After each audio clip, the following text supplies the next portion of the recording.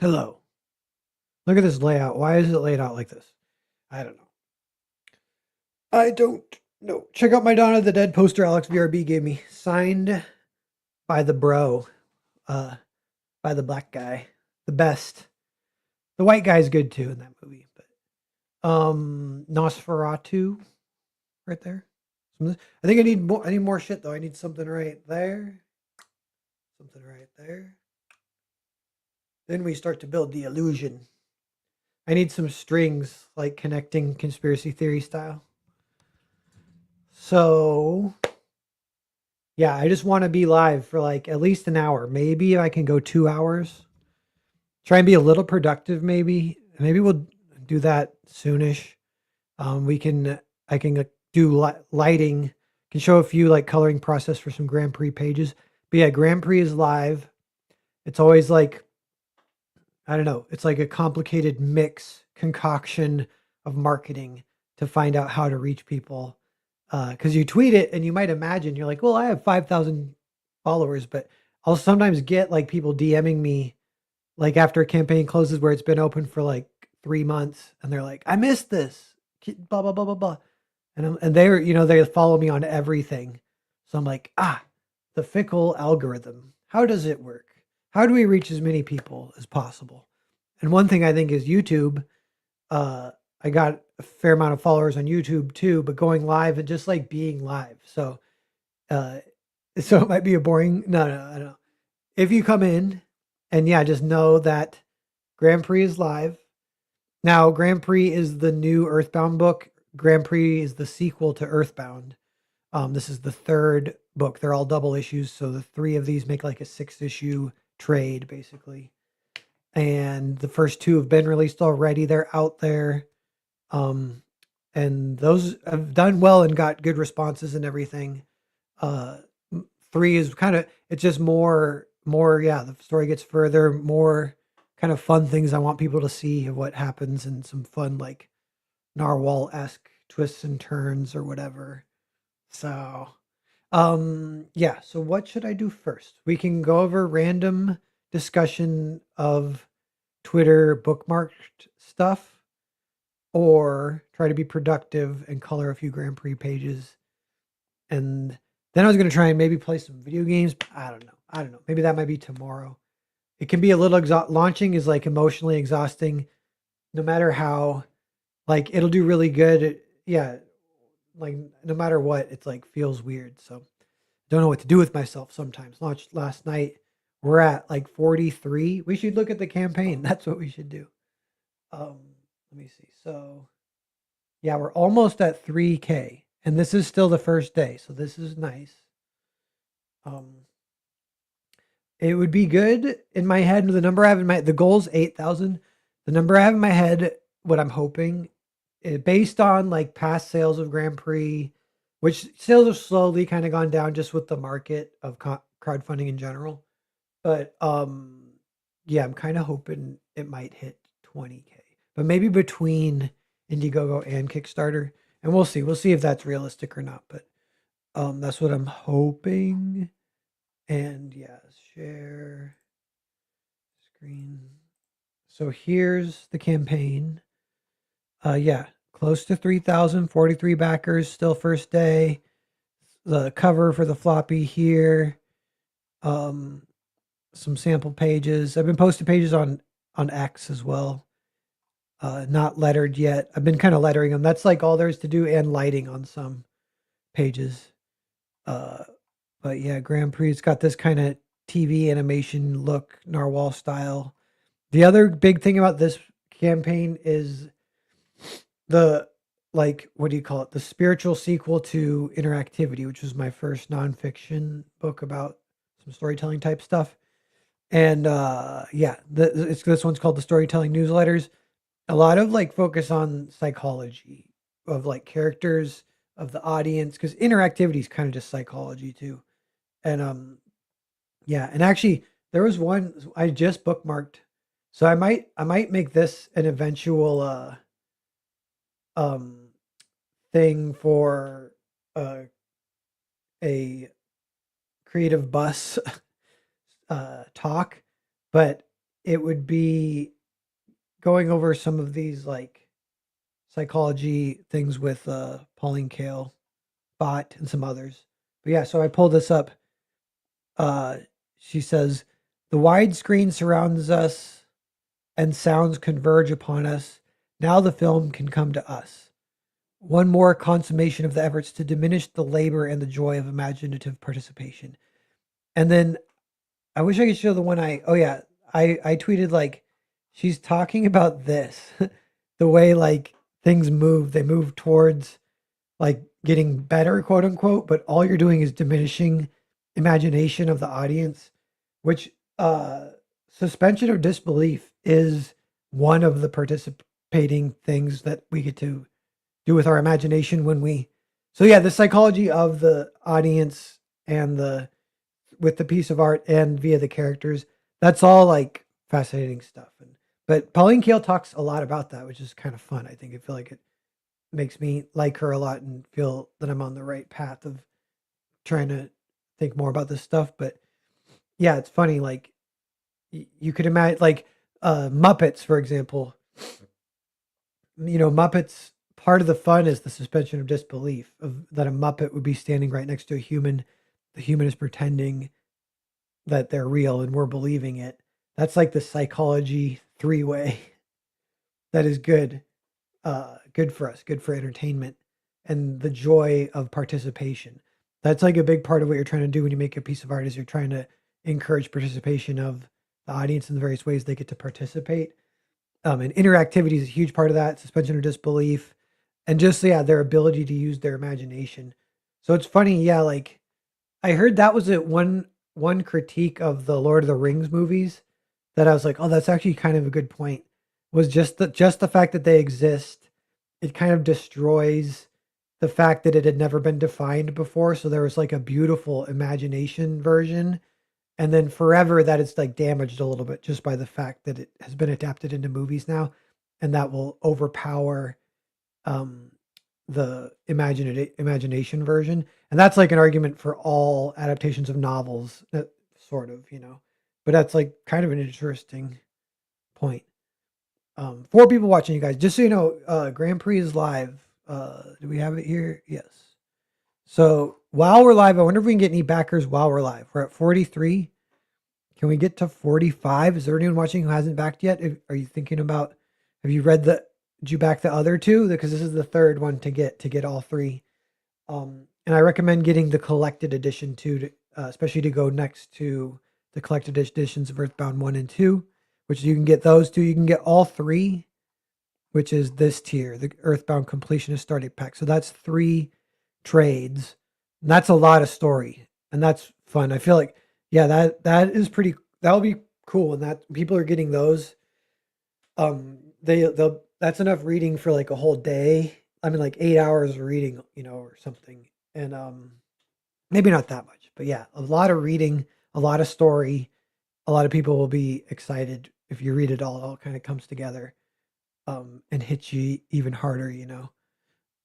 So yeah, just hanging here, talking some stuff. But yeah, so this bonus book, the storytelling newsletters, it's a amalgamation. I was running a mailing list about some storytelling stuff, essays for a couple years.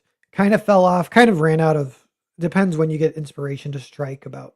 But it was a little bit designed as like a continuation of the interactivity stuff because I published that book and there were like further kind of thoughts and feedback from people who have read interactivity and then just kind of when things would pop up I'd write about them. But now it's kind of getting remastered. I'm rewriting some of the essays, writing a few new ones, and it is kind of thematically cohesive, fun, psychology based essays on storytelling. I think psychology is a great focus that people, no matter how much you enjoy it, you could always get more into it, and that's for me as well. Um, so recommend that. Yeah, it's kind of fun. I got two nonfiction books now. I don't even feel like that much of a poser. And I was thinking like, because I'm aware of like some of the poser stuff. Like, what would people think? Like, I don't know. Like, yeah, they find it like, who does this guy think he is writing nonfiction books about storytelling. This is just a crowdfunding guy who isn't even that big or whatever. And I feel pretty comfortable being like don't even care. So what? I'm doing it. I'm doing it. So yeah, check it out if you want to check it out. There, I recommend them though. Obviously, I'm kind of proud of them. One thing I will say is interactivity has the voice is not perfect, but I don't know. I didn't even know how to do it. Like I don't know how you would solve this, but the voice is like a little know-it-all-y, and I'm like, and I don't necessarily want to come across that way, but I'm like, I just need to write it down so it's there. So the only way to do that is just to some of that comes across, and I don't want to be whinging, uh, through it with this unnecessary kind of like asides or whatever.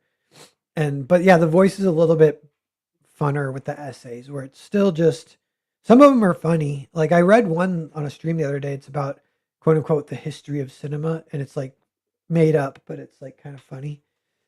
And yeah, so those are cool. I hope those get a lot of sales. Interactivity sold 1,000, and I hope storytelling newsletters, over its lifespan can reach that as well.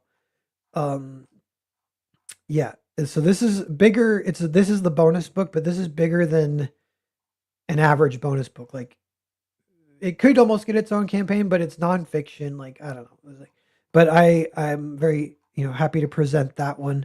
And then of course, yeah, the collected 1 through 3. That's a full trade. So Grand Prix is like really kicking into the story now, all the way through the halfway point, where it really kind of um the midway. We talked about this on Creative Block last night, but the midway turning point kind of thing takes you all the way up to that, which is like kind of a twist. It is a little bit of a cliffhanger, for better or worse. I know some people don't like that, but yeah, just the way it goes. 5 people watching. How's it going, everyone? Have you backed Grand Prix yet? The new Earthbound book. One thing, Earthbound, I'll get like random emails about people telling me how much they liked Earthbound. And I'm like, okay, I don't get that from other books. So, and I'm like, this feels like it's like my bread and butter. I'm on to something. And even back in the day, like Earthbound did make a big splash, made a lot of money. It's kind of gone down. Crowdfunding's gone down. But uh yeah, but I feel like it's like there. And sometimes it's like, oh, there's like I want I don't know. I don't know how to organically rebuild the hype back up to where it was, where I'm nostalgic for it at times when it was like really high. And I'm like, do people know like people like Earthbound? Like it's got a kind of big fan base, and some people say it's their favorite indie book. Some people say favorite crowdfunded book ever. Um, and I don't think anyone's ever told me it's their favorite book ever, but people get close to that kind of stuff, which is good. That's good high praise. You know what I'm saying? Bobby, what's up? How much full frontal female nudity? There is a little bit of that in Earthbound and in Grand Prix. It's a long-standing tradition. You more like like the shower scene in Starship Troopers. It's like more like that than like sex scenes or whatever. But there is like sexual undertones. Earthbound originally, the original idea was to do a sci-fi teen sex comedy. Was like the subgenre to try and almost like invent a new one, a new subgenre. And a bunch of it takes place at a high school. And it was pretty successful for that reason. And yeah, a little outside the box, people really responded to that aspect of it. They're like, "Oh, I've never read anything like this before." Grand Prix still has the kind of sex comedy type stuff is there, but it's a fair bit different than Earthbound.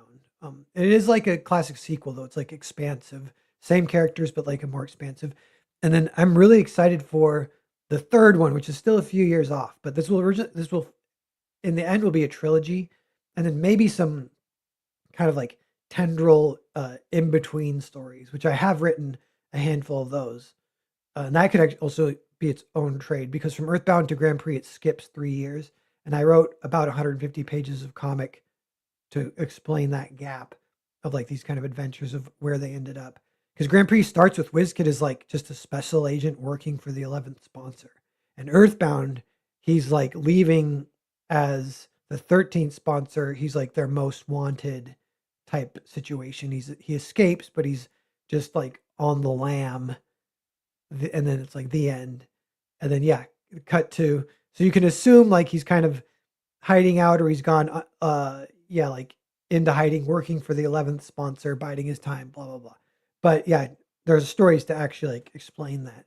Becomes a little bit of an issue because I have Percival too. I have some other projects.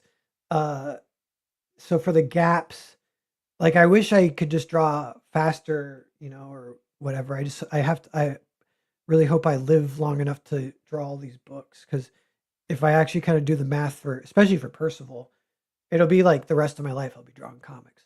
But yeah, some of these I'm going to try and get people, guest artists, working on maybe the gaps or something.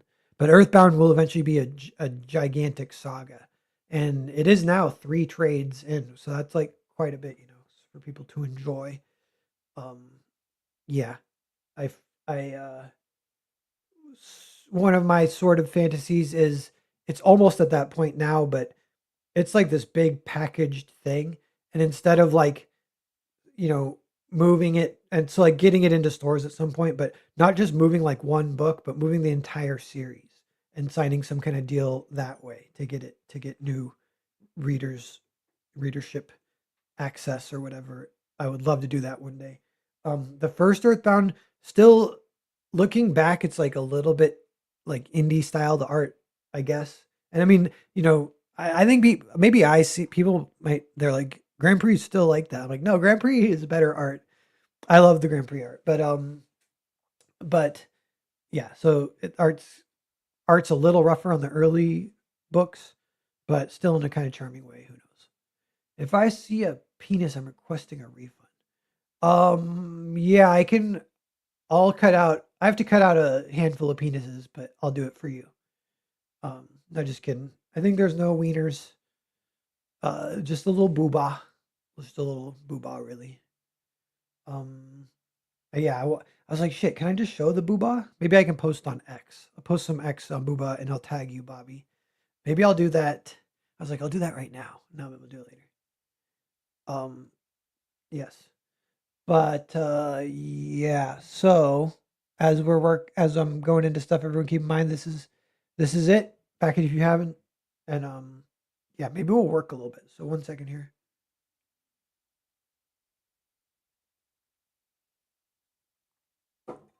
Okay.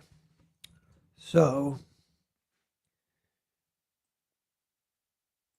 this is a page from the first Earthbound, but I'm using this for color keys because this scene, these characters come up again. And so this art, like these are pages from Grand Prix, but these are not necessarily spoilery. So these are ones I selected that I could color on the live stream. And I'll show you, I'm a fair bit into this now. Like it actually looks pretty good with just flats. So I build these backgrounds in Blender, and then I go in with the simulated camera and photograph it for the backgrounds. And then I'll draw like some props over the top, draw the characters, then you add the flats. And this is a workflow and style that I do enjoy, but I only really use it for this book. And Bobby, your Vatican City art was peak. Yeah, thanks, man. I know. So yeah, speaking of art styles, so that's like that's more traditional. Percival is going to be drawn that way, but I kind of like each story having a different art style that kind of tries to fit the story. And this is like, it is supposed to feel kind of like an animated movie. It just straight up is supposed to feel what's kind of written that way. And um, but yeah, so then if you get all the flats, it's like feeling good at that point. And then I do this kind of trick where, and this is the morning. This is like a morning light scenario, which is actually different than the key light over here. Even though here she's still eating breakfast, but this isn't like early morning. um, so this is the flat layer. What I do is I duplicate it. I've showed this before, but it's like kind of interesting. And then go brightness, contrast. I'll up both brightness and contrast a little bit, like that. I'll drag it under, and then this layer I do a mask. And now I can control the lighting for everything, and I'm just cutting back, yeah, wherever I want. and I might want it a little brighter so I can really see. Wait, there we go. Make it a little brighter.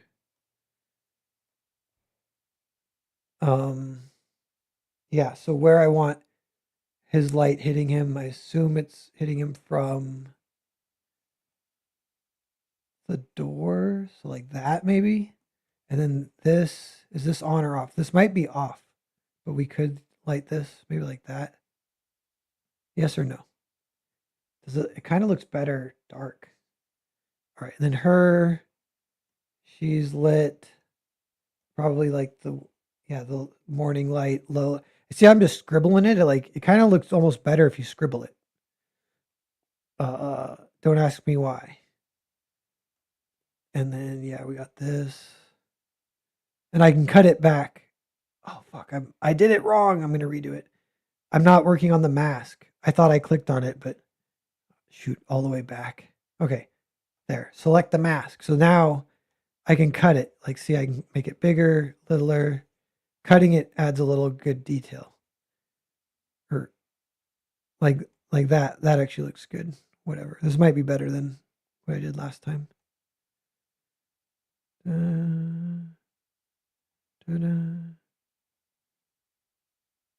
Like that. I don't know. This one was good. Low.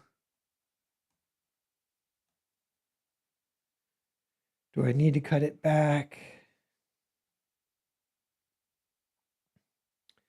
And this is only phase one, so I'll show you guys kind of phase two. So we're getting our light source now. Yeah, she's getting hit by this kind of sun through the window, hitting her, the low light.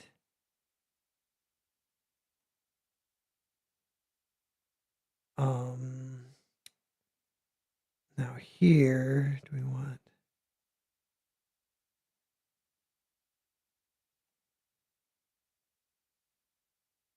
Yes, and then this gentleman here.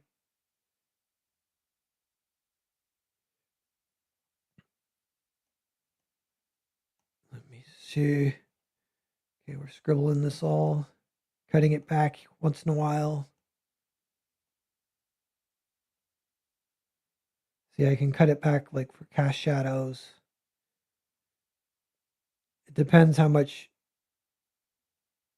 you want. Like, yeah, like this is like technically bounce light, which may be darker, but you can just go smaller with it. Instead of making it fade, you just go smaller. Like that. Like maybe, or not, I don't know. Maybe like that. Like that. Maybe nothing. Maybe nothing. Maybe the bounce light just on her cheeks there. And then he's here. We got him lit.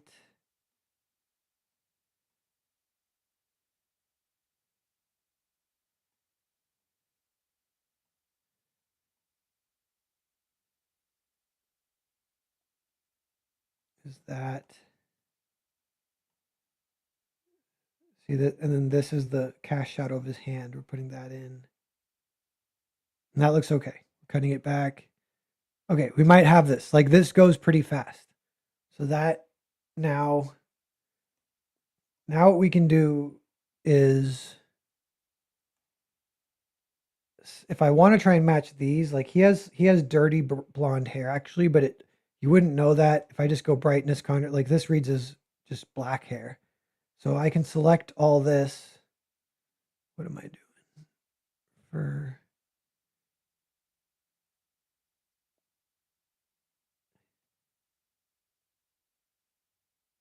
why is it doing? Yo, what the heck? Okay, that's more right. I set it for. Why won't it select? I don't know what it's. I'm saying only for referred layers. There, that did it. Okay, now I can just fill, and that swapped in the correct color from the color key. So now his hair is reading more as dirty blonde rather than gray. And then what I'm going to do, we're going to adjust all this even more because we don't have to match perfectly the color keys.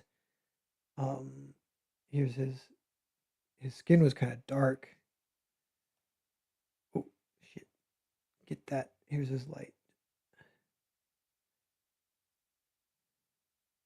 What the shit? The shit! I just want this fucking color. Okay, got it. Boom. What happened there? Oh, you know what? This is actually a fair bit darker. He's in shadow. So even the light there is actually the light here. So his skin looks okay. We'll leave it. What about her skin? We'll just go by eye. This is, if we want this for her skin, her red, let's try that. Like quite a bit different, making it this orangish thing. But because it's morning, yeah, so anyway, let me see. What we'll do is, this is kind of the next step. If it all kind of looking okay, I could test her skin here. Yeah, and then if we boost that, make it more yellow, so that it goes pink or yellow. But I'm going to add some yellow to everything anyway. So this is what I'll show you guys. The other thing I want to test is like, because it's morning, it can be like that, like more saturated. And that sort of does look good. But again, let's leave it, sure. Because a lot of this is going to get adjusted so we'll select all, this is what we do.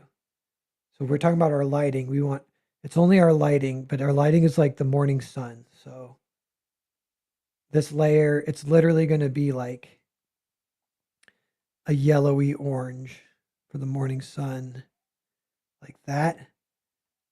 And now that's everything. And now if I just knock it back, yeah, like that, that's at 55%.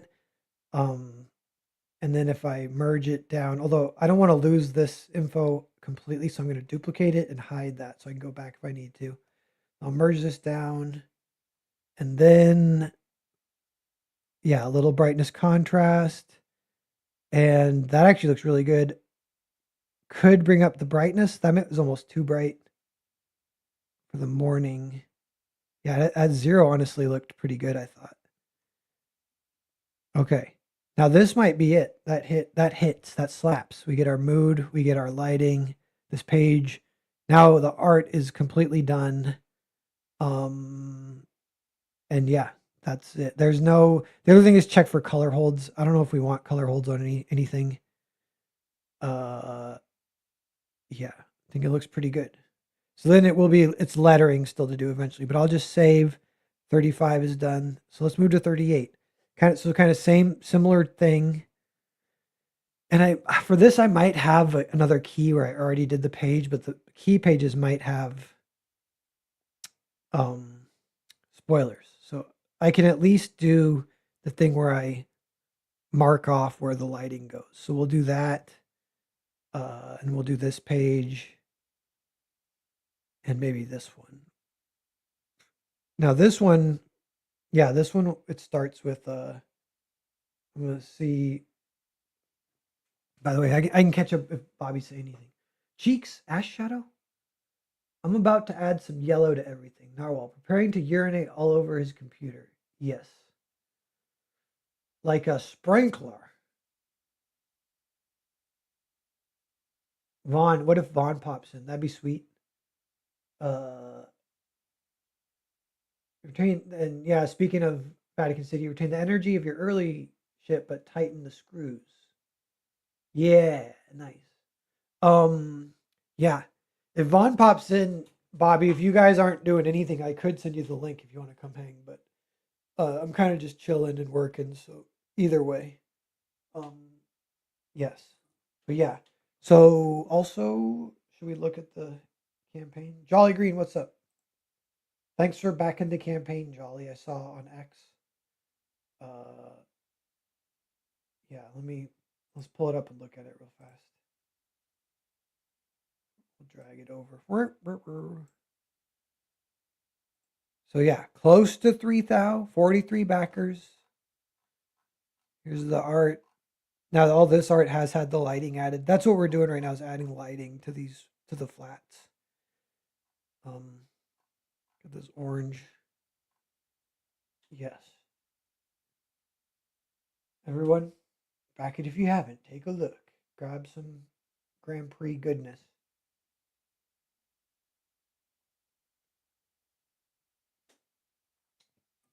Okay. Now this.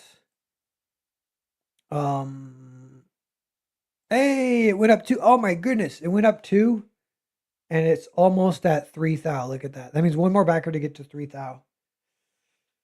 Who wants to be that? You know, one thing I haven't done with this campaign yet. It does have some deals.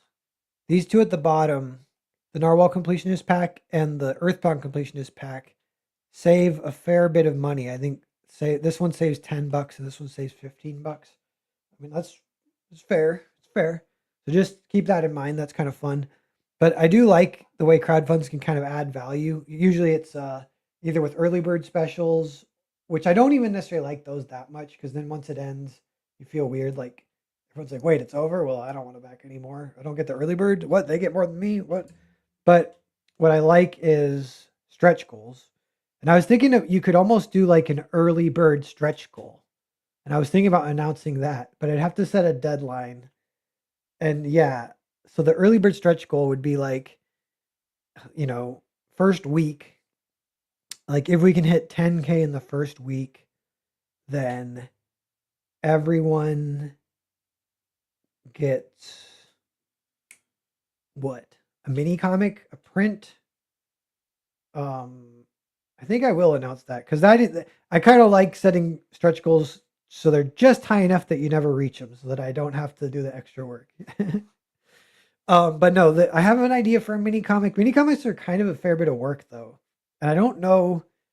I mean, I know people like them, but I don't know if people like them as much as I like them, or I want people to like them. People just they're like, oh yeah, cool, a mini comic. I'm like, you don't understand. This is a mini comic. This is the greatest additional value to your campaign in the history of crowdfunding. And they're like, yeah, I don't know. I'm like, it's mini comic. Come on. But yeah, I got to think of what it would be, because could be a mini comic, could be trading cards, could be prints. I have a print. I was gonna do something for a cover, and it ended up being. See if I can show it even. Where is it? EB3. I think it's this one. I think it's this one. Yeah. So this one, there actually is original art for this. This was gonna maybe be a B cover, but it's just a little too scribbly. I just don't like it too much. I like this guy a lot. This guy's awesome. It's one of those things, like it was meant to be practice, and then I kind of liked it, so I colored it. It's like I should just if I really wanted to make a cover, I should redo it, or like this the what's it called? But this is like the soul catcher orb kind of thing that holds the soul that got caught. Like what do they call it? They call it a female. It's the female part, because the rings are male. There's like the whole reincarnation system is like the way plants are, like male to female, like pollination style or whatever. But this is where the mystery guy got murdered, gets reincarnated into this orb. And this is like a little messy. And yeah, it'd be nice if there's a real nice, clean way to do it. I don't know. Sometimes that's one thing, just, yeah, with my art in general, super crisp, clean art. I don't do that very often. And that is nice. That helps. And I'm like, I could do that. I could add that element. I could some place to grow and add to it. But yeah, this could be a cool print. So maybe that's the stretch goals, like, but maybe this could be cool if the stretch goals like legit, uh, like it is like a mini comic, because that would be that's like a lot of value, I think. If everyone literally gets, it's a lot more work too, especially if I assemble them myself, which I've done that for people in the past. I've tried both, but yeah, just thinking about it. Let me see. So we can close out of that, and we'll go back. Um, yeah, what we looking at? He is okay. So we're back to coloring. We got that page done. The page looks good. Um, now I wonder. I could. This ink reads as little as gray once I brighten the stuff beneath it, and I could undo that. I kind of like it though. But if I wanted to undo it, where is it? It's the ink line. It's this. Then I could just duplicate. Um, that darkens it.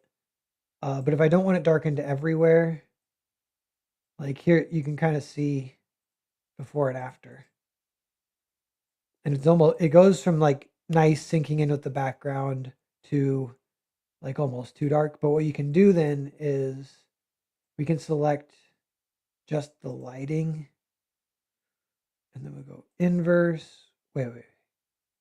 Yeah, then it's this, and then we go control.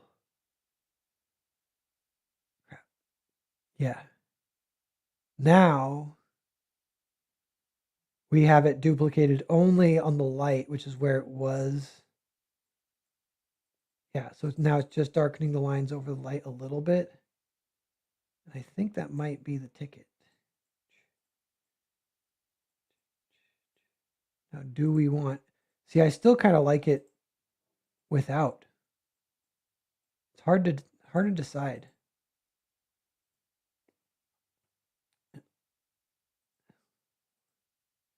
You know what? I think I like it without. I'm going to delete. Sorry if people like it with. I can look at it again later. All right, file save. Okay, we're doing this one. So this one, we're just going to do the lighting in here.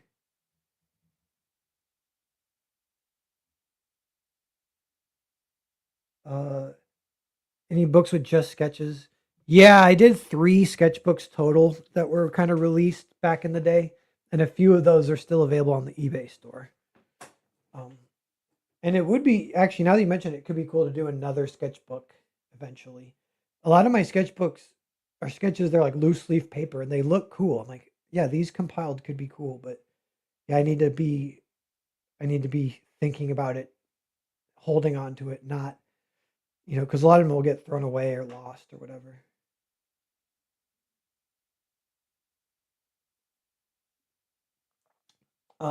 Okay. So same thing, same plan. So what do we got? We got, I used that was my color key to get the flats. So we'll delete that. Here's the flats. I don't know if we want, and this is a giant back here. So I did have a rule for giants that sometimes, maybe I'll duplicate. So that'll be my flats. This is if I want to mess with it. So if I want the giant to sink into the background, you can literally just grab a background gradient like that. I think like that might be the ticket. And then I kind of want color hold on. Do I want color hold on the giant? I don't know. No color holds yet. Color holds is when the ink lines get changed. But yeah, so we duplicated. So now we'll duplicate. I'll turn this off. Duplicate again. Get our lighting just so we can mark it off.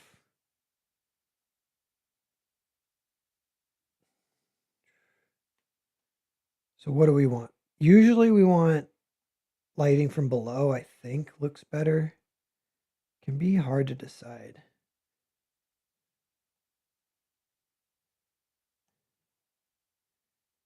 Like that looks good. You know what I'm saying? Bro. Um,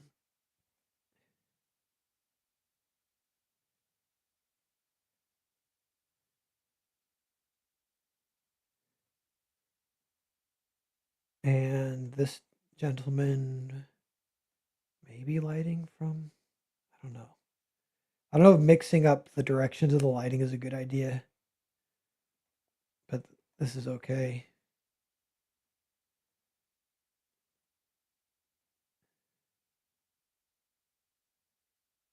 Okay.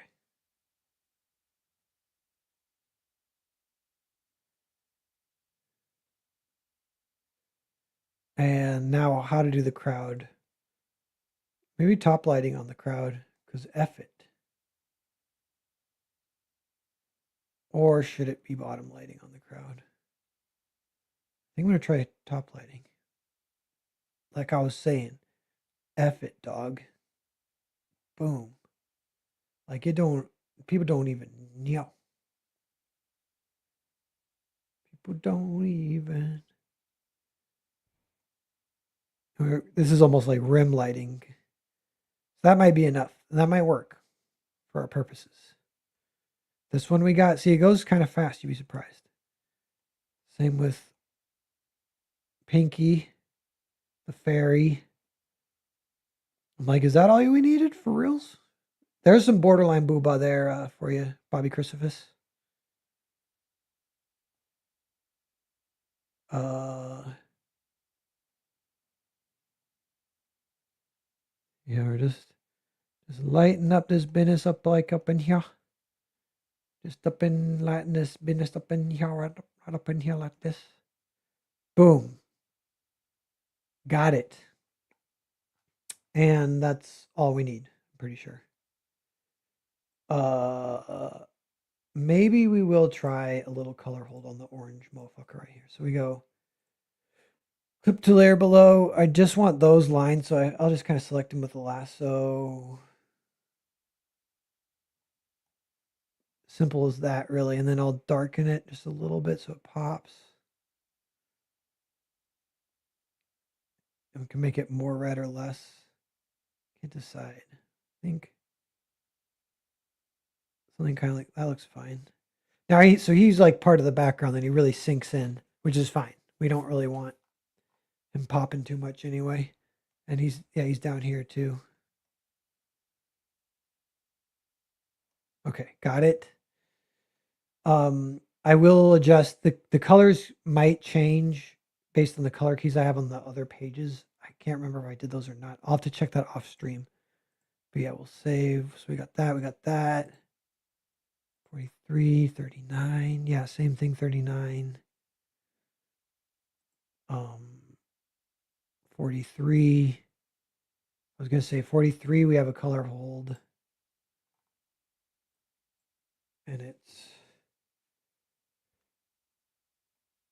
And now I actually have once in a while I'll use textures. And now I don't want, yeah, that. Okay. That might be all we need. We're not doing lighting yet. We're going to do a texture though on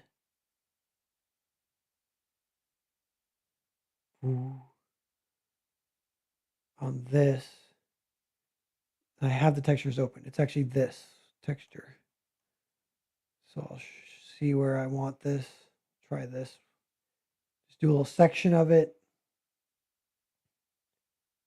And this one has a similar texture. But it goes on this guy.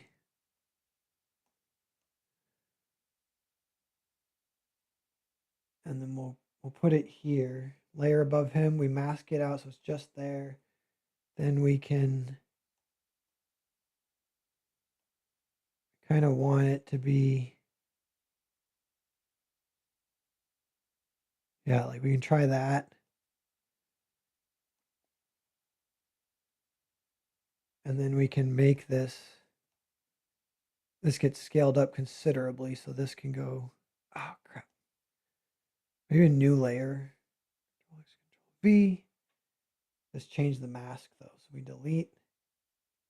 Then we select selection, add that. Crap, something's wrong.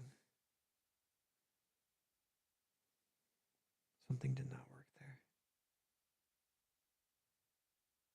You know what we can do is if I just go like,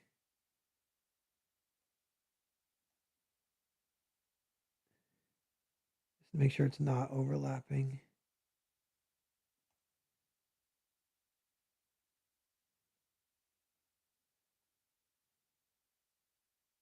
Well, it looks good. Like that, try that. Now we can apply because fuck it. Okay, now when we go like this, bam, and then we go edit. What do I go? What do I do? Binarization. Which one looks better? That or that? That looks better. And then we go edit, convert by opacity. That deletes all the white, so it's just black. Then we can select the black. So we selected it. We go layer above. We go edit. We go outline 3. Bam. And then this one we go select. Create selection. Boom. We change the color. We make it a little bit brighter like that. And actually, make that. Make this even brighter. Like that. And then we knock this back. Like that. And that's looking pretty good. I think I might want to knock that little one back more. Just the way it works. So we'll put on another layer, go even further back. Okay, those look good now. We'll just merge. We'll merge everything. No takes backsies. So now that texture's in there. And that kind of just goes with that spaceship. Helps identify it. Don't want to do that on every fabric or spaceship, but on that one for sure. Now we could do the thing where we duplicate the flats, we'll merge. We'll duplicate this too. So we preserve that if we need it. We preserve the flats if we need it. So there we aren't erasing possible undos. Now I'm going to merge these down because then that will let me do the lighting trick again with everything combined. So brightness like so. And then we can just cut in. Yeah, we cut in a little light wherever we want.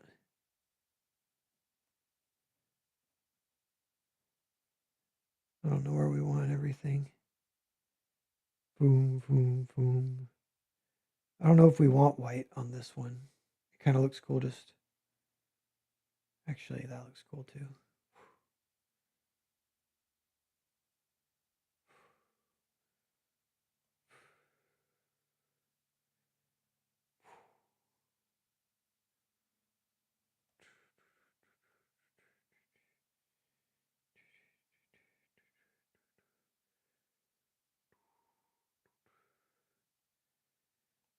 We're kind of just adding some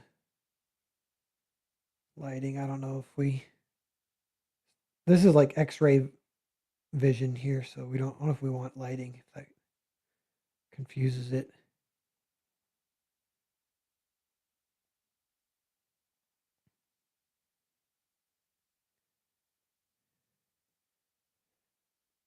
We're just adding in all these.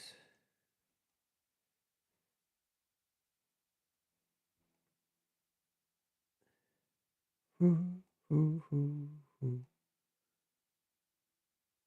Sure. So I don't know. Or you can cut these back, remember. So do we want. Yeah, maybe like that. That looks cool.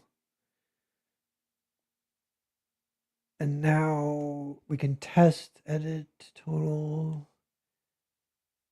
If we just boost up the saturation that kind of looks, ooh, that was the hubes. Yeah, boosting the saturation pops everything, makes it look kind of nice. That might be enough for now. That's our little outer space. I might want a color hold on this one because it's like X-ray vision. So if we do that, what does that look like? We can try.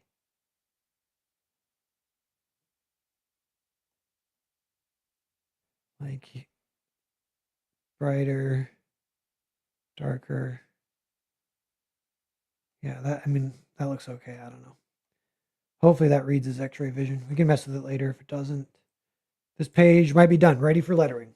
Boom. Alex Witherall. Yo, Narwhal. Just backed Grand Prix trade. Are you still thinking of doing the second half of the story as one big trade only? Yeah, did you hear me say that last night, Alex? Because I'm just wondering, did I say that before too? Because I definitely said it last night. I'm like, did I also say it like a year ago? Because I thought maybe it was the first time I said it last night, but I just don't remember. But I am thinking that, but I just wonder logistically, and I just need to look at part two to see how it breaks down.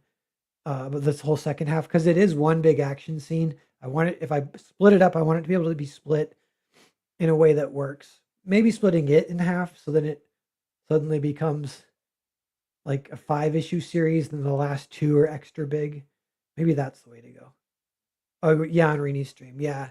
Yeah. So that's what I was thinking. I don't know. Does that mess with your OCD? It messes with my OCD a little bit. Like it's like, wait, the whole book, it's split into sixths, but then you stop doing the 1/6 release. You just go straight to the trade. Like do the whole thing in 1/6 so that we people collecting it can get all six. Like I feel that. I feel that. So we'll see. But maybe switching it to 5. I don't think people necessarily complain.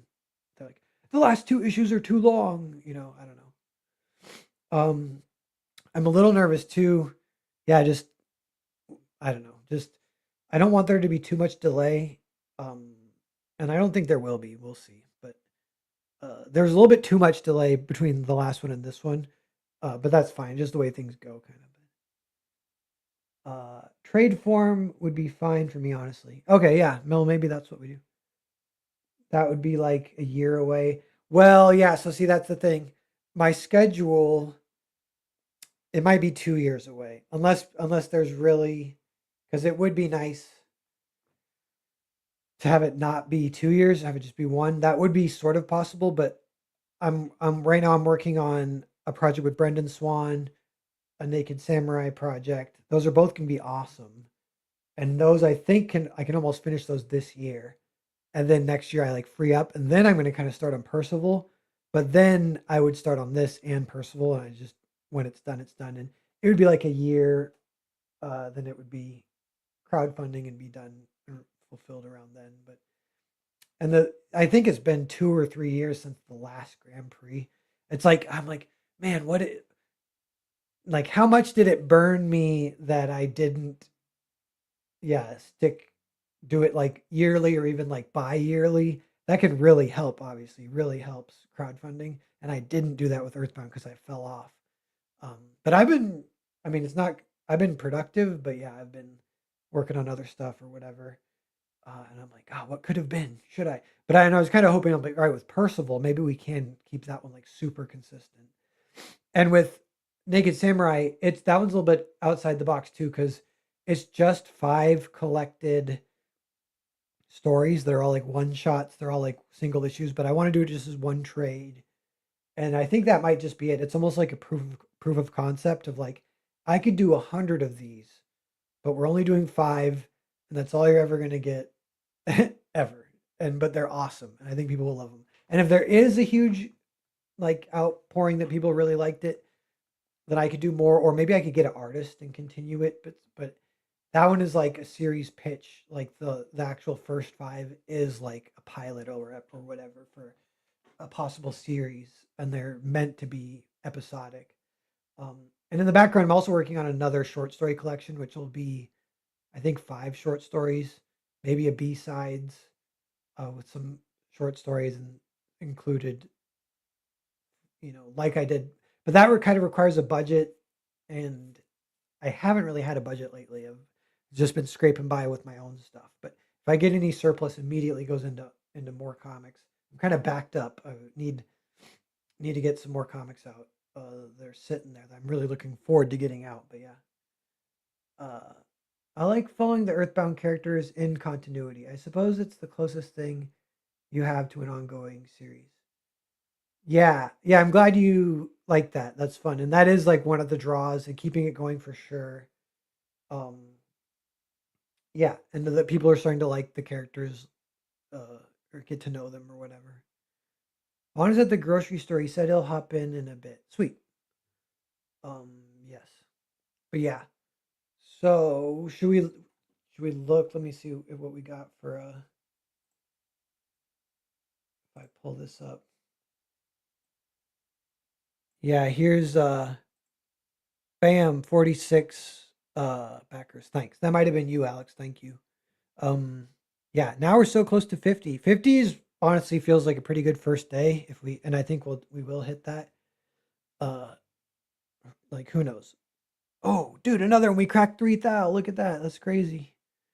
Um that's sweet. Thanks everyone. We're getting up there. We're getting a few backers here. Um yeah, maybe the Earthbound fans are coming out of the woodwork for this one. That would be so sweet. Can you imagine? That'd be so sweet. 3,000, 47 backers, Grand Prix. Yeah, pretty excited. I've been lettering this one and uh I'm I'm I'm looking forward to getting it out there because it's got pretty good dialogue. Kind of happy with my dialogue, good flow, good emotion. I don't know if I'm allowed to just say what I like about it without like so vaguely. But this one has good like there's good little slice of life. Oh, maybe I can put it this way. Earthbound, part of the charm was it takes place in a high school and it has almost like some slice of life kind of plot lines baked into the sci-fi, and that was super fun and everyone loved it. And then I was kind of wondering, yeah, Grand Prix, it's way more it's off Earth. There's no high school. Uh it's kind of these more crazy far-fetched sci-fi concepts. How do you maintain some of that like humanity that you get from the high school setting? And this is the one of the issues where a lot of that is still there. Um and yeah, and I can't really give spoilers, but and I'm more worried like just saying that I don't want to build it up too much, but it's just like yeah, just checking in, touching on the characters in their little moments is a lot of fun. And I think people will really like it. I think, yeah, that attention to detail of caring about the characters, getting to spend time with them in the fun situation. Because actually, the one of the original, a lot of times there's like an inspiration for starting the story in the first place. And for this, there's a couple things, but one of them was, um, yeah, Enter the Dragon, which is Bruce Lee going undercover into a fighting tournament. The other one was like legends or like folk tales that I'd heard about Olympic athletes at like the Olympics. They all get put up at, in hotels. So say it's like hosted in Dubai or something. Like their awesome hotels will be packed with worldwide athletes, these world class athletes will be filled up all these hotels. That's a very interesting situation. And what I heard was they hand out gift baskets to all the athletes, and the gift baskets all include condoms, because they know these athletes are going to be banging in the hotels because they're these like world class people that want to bang each other. So that was like a big part of Grand Prix, the whole idea. So this issue gets into some of that. I think people might like. Yeah, I just can't wait for people to see it and read it.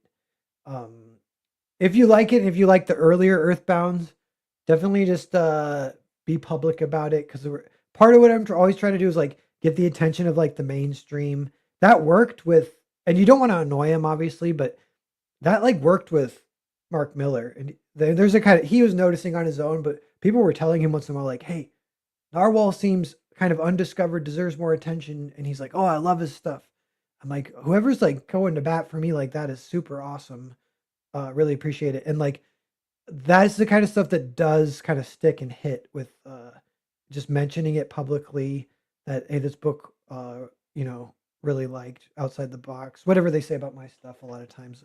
A lot of times people say like haven't read much stuff like this, very original, very fun. I don't know. Alex Withrow. Character moments are the best. I'm also a sucker for battle royales, so I hope there's some big action sequences and ultra violence. Yeah, this book is like just for you. You're gonna love it. Some of the stuff that gets like super awesome is it's parts 4, 5, and 6.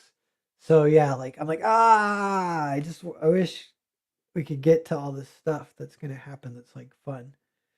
Um, but yeah, yeah. I wonder. I think, and one thing I was thinking is like this one. This one has like a lot of stuff kind of happening, a lot of tension, a lot of suspense, but this one doesn't have too much action. The last one had quite a bit of action, had one big action scene, is the big food fight. That actually has like stakes, kind of fun. This one is like, yeah, the just the structure wise, it's kind of setting up for like everything, and then boom, like 200 pages of action or whatever, and then it's over. Um, yeah, and the other thing that's fun, wonder if I can, how much I can talk about this, but the rings and the system of the rings with the reincarnating, there's like an economy there of the value of the rings. So a lot of the setup in the story is to place a certain value on the rings, um, which is that they're really high. They're like there's questions. I think it might be in the second issue, but there's some lines I like of like, is the value of a ring one life? And because a ring will reincarnate you, so you can leave the temple. So it's like a new life. So you can think of it as a one up almost in a video game. It's like a free life. So you're like, oh, the value's one life. And you're like, well, people kill for the rings and they'll kill multiple people for the rings. So they're valuing it more than one life in that way. And obviously it's like way beyond money. So their value, they're so rare and their value is so high, it's kind of hard to quantify. And the story plays with that, it plays with the value of the rings. And that's a cool thing I haven't seen in that many stories, if any. And I think people will like it. But even that is like, I don't know if that's like fully communicating or if I say any more, it gets spoilery. So I don't even know. I don't even know. But yeah. How much time does it take to do a page of Grand Prix? It takes, I think, about a day. It's like 8 hours to do a page, and that's including like I think that might be just adding up doing everything. Um. Yeah. Like, but it goes weird because a lot you're like building the backgrounds, and then once you build the backgrounds, that you're doing nothing but build backgrounds for like a week or two, and then you're kind of setting up the pages. Then you're drawing, and then you're coloring, lettering. When you add it all up, it's like 8. Might go a little higher, might go 9 or 10. Um, and yeah, for contrast, for Vatican City to do everything, it was more like 15. So yeah, a little more time is like the art that people say they like more is the Vatican City art. But I will defend this art. I love this art. I love this style. I think it fits with the story. And I think part of the fun of it is like kind of getting down with it. You know what I'm saying? Just like this is what we're dealing with here. Like, so let it wash over you and let it like cast its spell on you. You know what I'm saying? Zaid, let's get it to 50. Yeah, yeah, we're close. We cracked 3,000. Thanks everyone. That's great. That's lots of fun. We're over an hour on the stream and I'm going strong. I might try to go 2 hours. We'll see. But yeah, thanks everyone for being here. 6 people watching now. A few more people always filter in if I go over an hour, which is cool. But yeah, we'll go back to well, we got one more page to do some coloring on. So here's a diseased Amelia.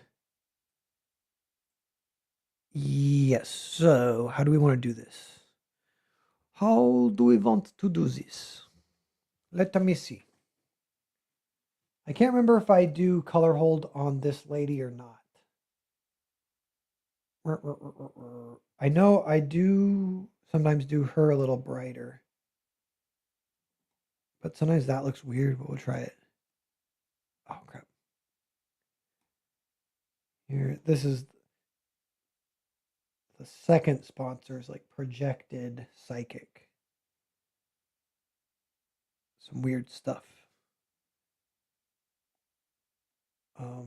Now him. We will go here. Should we go her too? I can't remember if she has um the texture. But yeah, we're gonna add the texture to this guy. So we'll select a little something wherever we want to go. We'll try that. We're here. We'll go above it. Mask it out. I have over the years, it's been a huge part of the Naked Samurai workflow, and then I'm working it into Grand Prix, and it was a little bit Grand Prix, but I do like these masking and textures and blah blah blah is fun. So we'll see best place to put all this stuff. That looks too. Can we make it smaller? I don't know. What's good? We don't want too much. Let's try that. What is that? Then we'll go brightness, edit, binary. Then we check darker or lighter. Lighter always looks a little better. Then we go convert brightness to opacity. Select. We'll outline the selection, give it a little outline. Now here, see it made lines everywhere, so then we have to reuse that mask. Create selection. Bam, then we'll select this. And then we'll go here. Boom. And then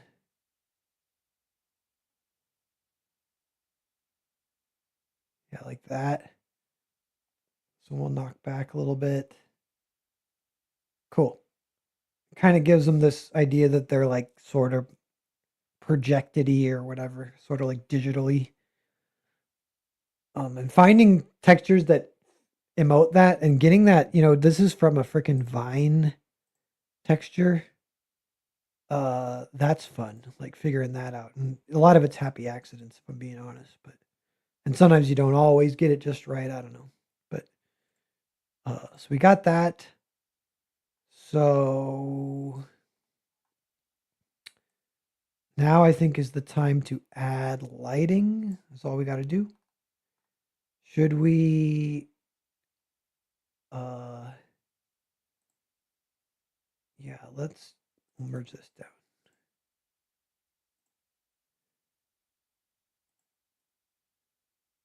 I'm like, should we merge that down and use it that way? We'll keep it separate for the extra control. So we'll give that lighting later too. So this.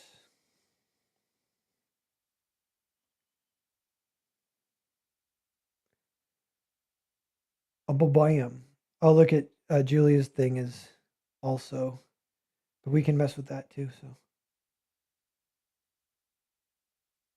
we could make those the same layer.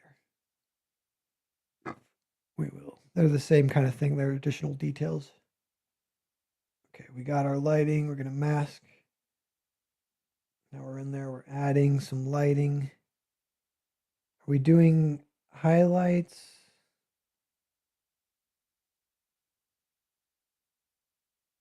And she's going to look weird until I get the lighting on her.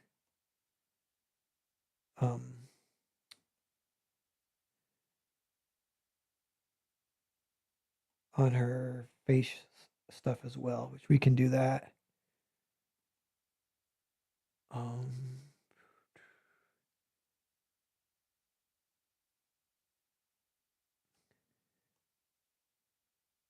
This gentleman. So you just scribbling it in and it looks good. Like, I mean, do I need to cut this back? Maybe. Could cut back even more. Yeah, like that, I guess.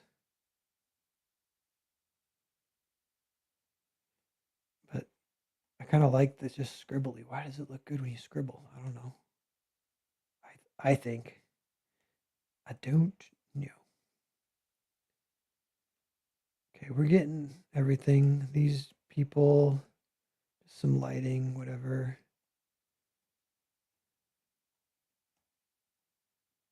Get some lighting in there.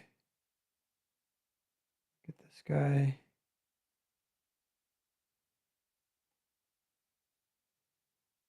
Should we get this like that? Is that enough? Sure. Now these guys, where is he getting hit from with the light? Above or below? I think he's getting hit below. Both? Yeah, I like that. Getting hit there.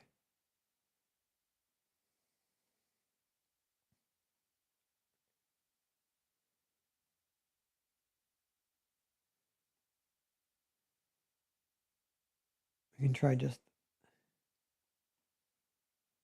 yeah, that looks okay. Boom, boom, boom, boom, boom, boom, boom, boom, boom, boom, boom, boom, boom, boom.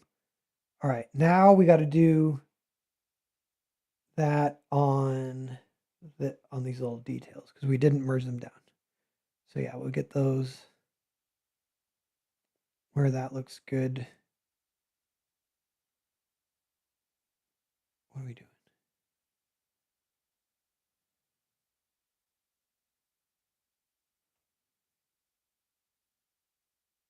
Honestly, that looks kind of fine. We'll select.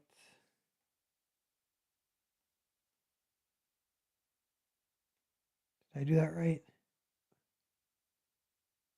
Or to invert it, then mask. Yeah, that's what we want. Cool, that cut everything in correctly. And then we can still adjust it if we want. Like that. But that made, yeah, what do we want?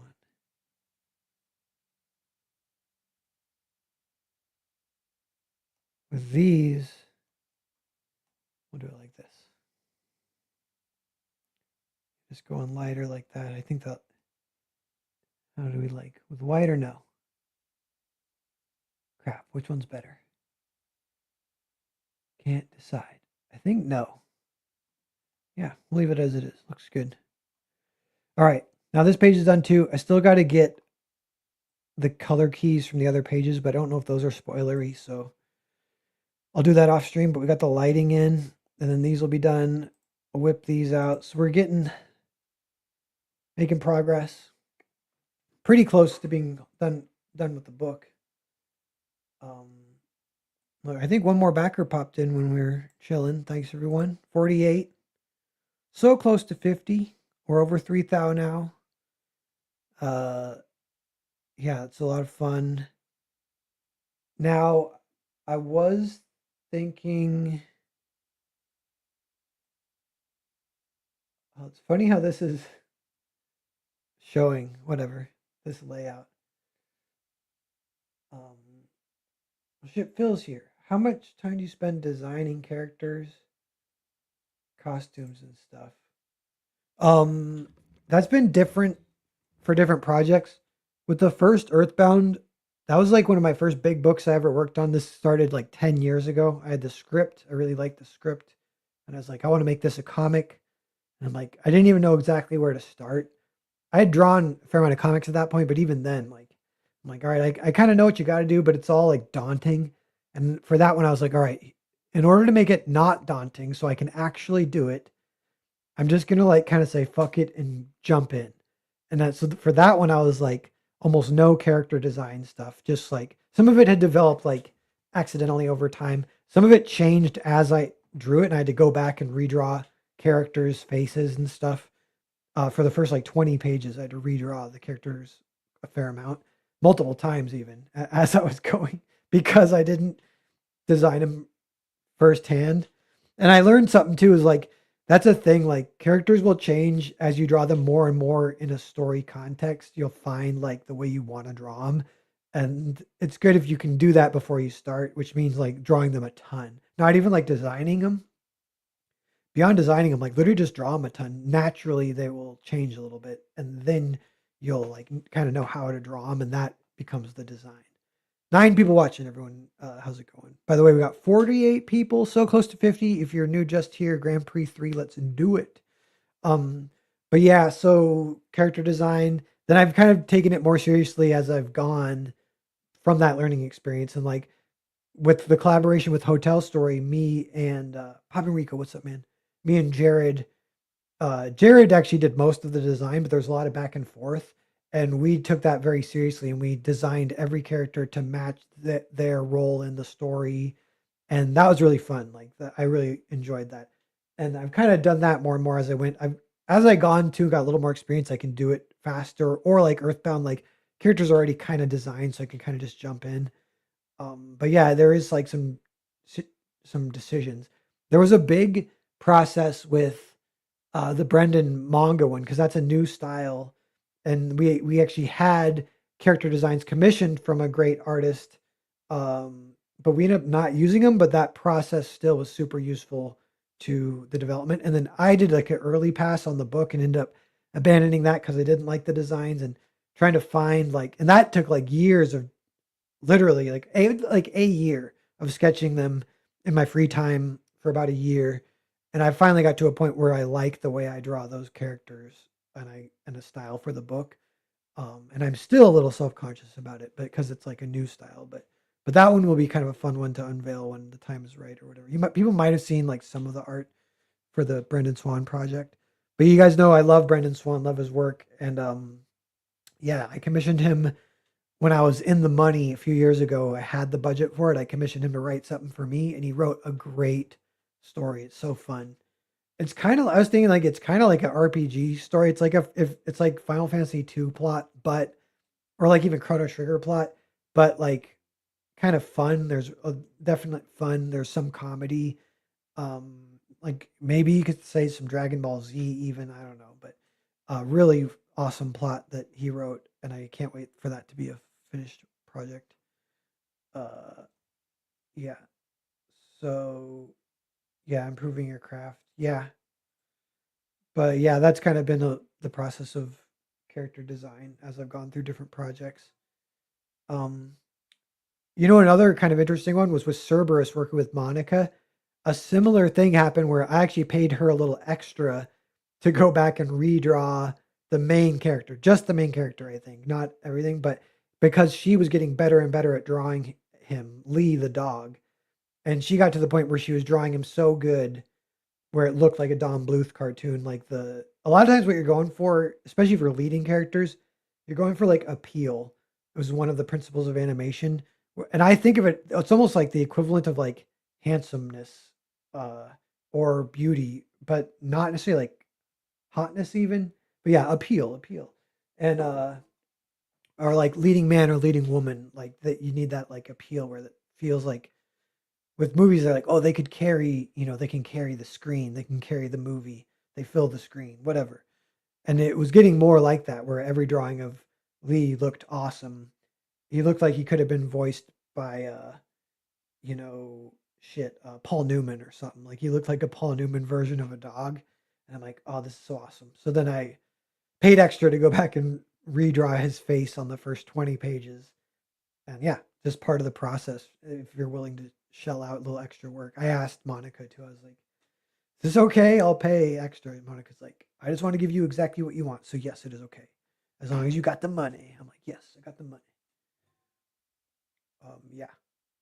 Well, so we finished um what I wanted to do for work, but I still should do more.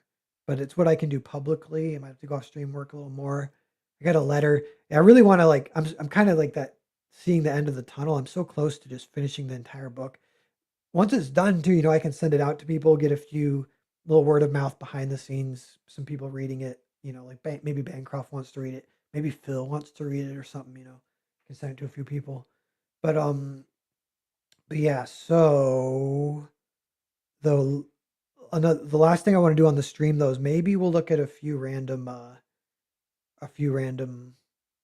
tweets in my bookmarks and see if anything comes up. Is the Cerberus Part 2 launch pretty close? Yeah, I think it's scheduled for next summer. And that one I may or may not have a partner with it. So I'm waiting. I can't say anything other than that really. So I'm just waiting kind of, but that one is kind of fun. Um and yeah, looking forward to it. It's done though. That one's another cool one. Like it's done. I'm thinking about sending it out to a few people that one to get like some quotes for word of mouth or whatever.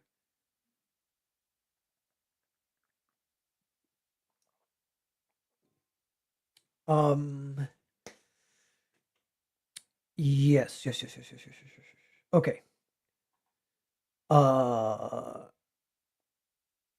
so yeah, what if I go to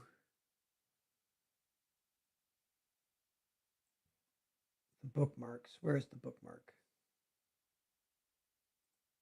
Here's the bookmarks.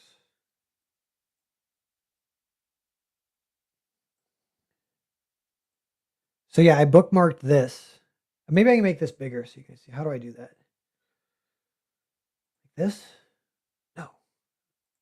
Oh, ah, there we go. That's what I want. Um, yeah, make sure I don't want any DMs showing or anything. X is weird about sharing the screen. I'm like, I just want to show tweets. Uh, do you guys see this? Oh yeah, original HD remake. I thought this was hilarious. I'm like, that's so true, so true.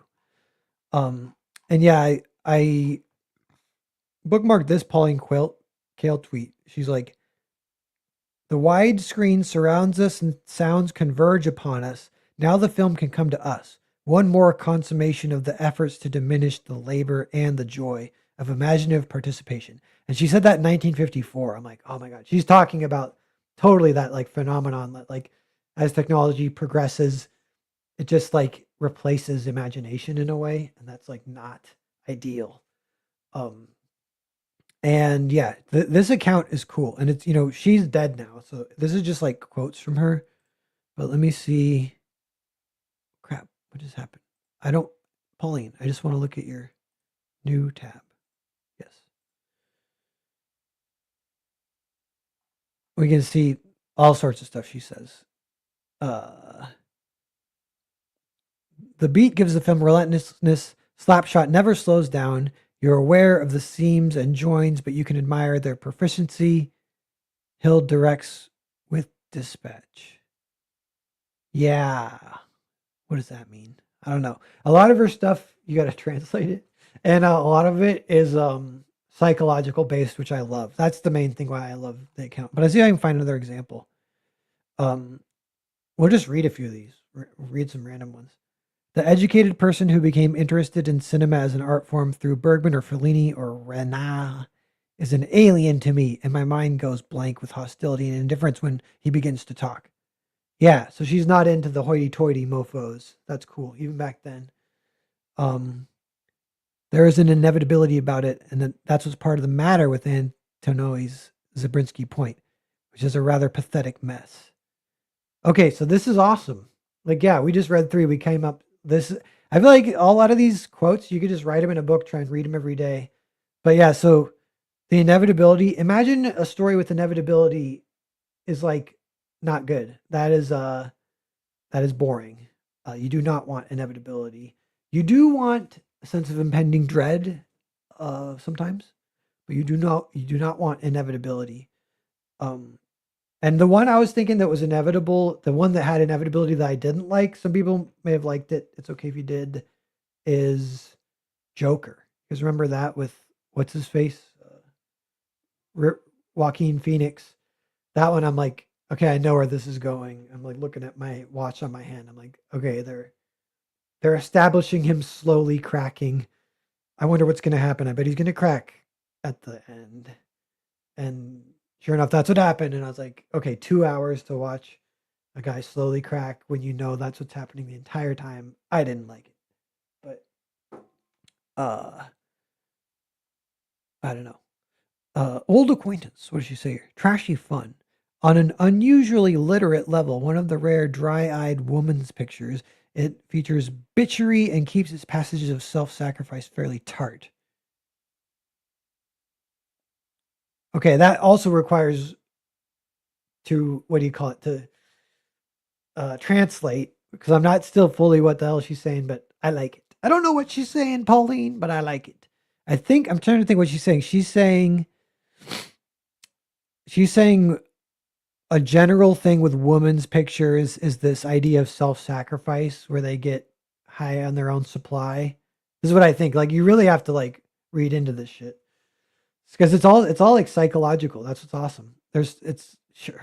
I don't know. So what she does, she brings like the super astute, and I think she'll kind of make fun of quote unquote psychology because there was a fad in like the 50s where they're just starting to really get into pop psychology, and there's like a resurgence of Freud and stuff, and that was showing up in movies, and I think she mocks that. But nevertheless, I feel even that I'm like I almost wouldn't mock that. I kind of still like that even. I don't know how I feel. But uh but yeah, so I think she's saying, yeah, like if you're gonna make a movie about women shit, including bitchery, which is awesome, show the bad stuff too, the more realistic of what she would claim as a woman, like whatever.